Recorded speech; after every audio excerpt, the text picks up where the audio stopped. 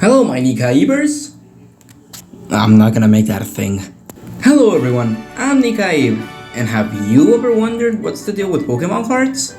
They seem to be appearing everywhere, selling for millions of dollars. Why is that? I like Pokemon as much as the next person, but what makes this so special? Well, whether you like Pokemon or not, this is a great video for you. So make sure to like and comment. And so, let's get into the video. So, Pokemon, eh? It's the single highest grossing media franchise in the world, and with good reason too. As I stated in the previous video, Pokemon is a really special world for me and millions of others. So it's no surprise that they have their own versions of anything, including a Pokemon TCG.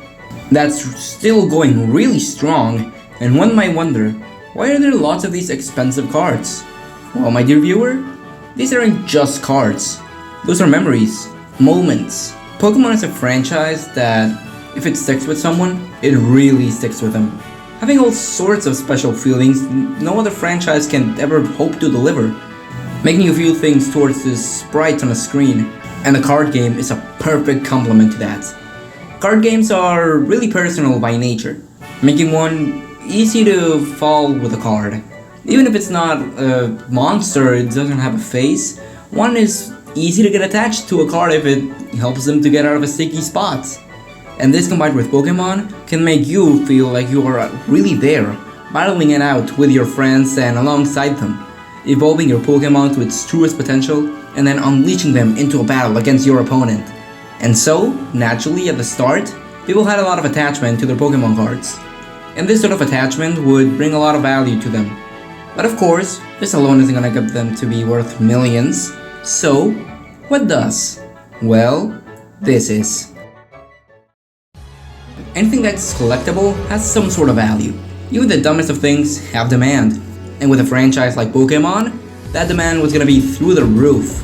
People like Pokemon a lot, but so do economics people. Because Pokemon is a really lucrative business. By playing with not only the value and use, but also nostalgia. Some Pokemon cards are able to be sold at incredible amounts of money. And what keeps this market alive? Well, those are three main points. People that are nostalgic and like collecting. People that are in it for the business, buying, reselling cards to make a profit and all that. And also, players of the TCG. So let's go through them one by one, shall we? The collectors are people that buy cards in bulk, no matter the cost. They want to have every single card in a set in order to complete it.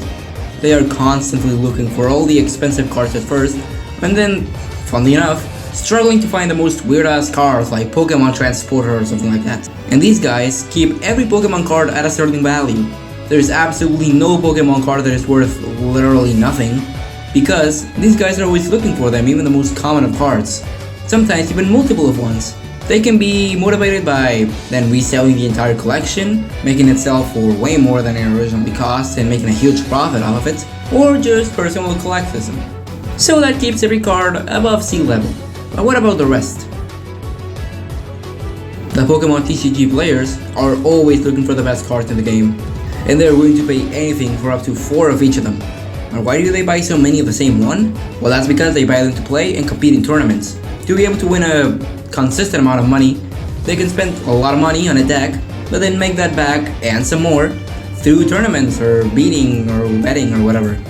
And that's what motivates them to keep the market circulating and constant. But what complements both of these? These are the business people. The guys that buy an ETB, an Elite Trainer box, they get some really good pulls that they know pay for the box and more. Then they sell those cards to the players, the collectors, and whoever else wants a card. And like that, making its own economy, with value constantly changing and maintaining itself fresh with customers. And the Shark people know this really well, and play the game of Pokemon better than any other world champion. Because they play, selling, buying, making Pokemon a successful business, and pretty much winning at life. So that's basically all of it all. It's a system that doesn't really need any outside help to maintain itself. So how does it maintain this perfect? Well, it's because of what I said in the intro. The sheer love people have for Pokemon. People are not gonna get tired of Pokemon, and they just keep on growing.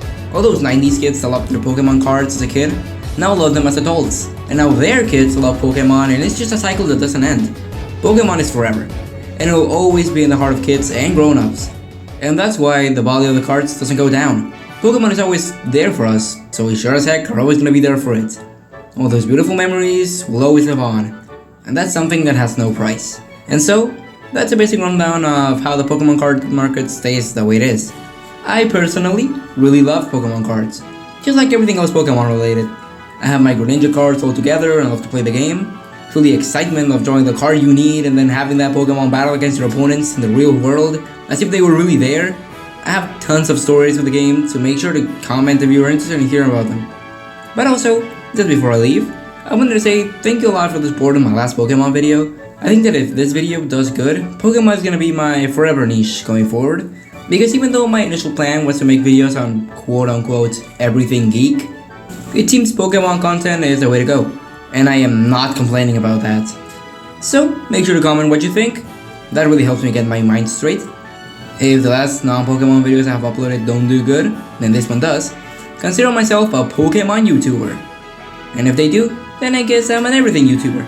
But yeah, thanks for listening to my venting. Anyway, for now, that's all for my part. And until the next time our devices connect, I'll see you then.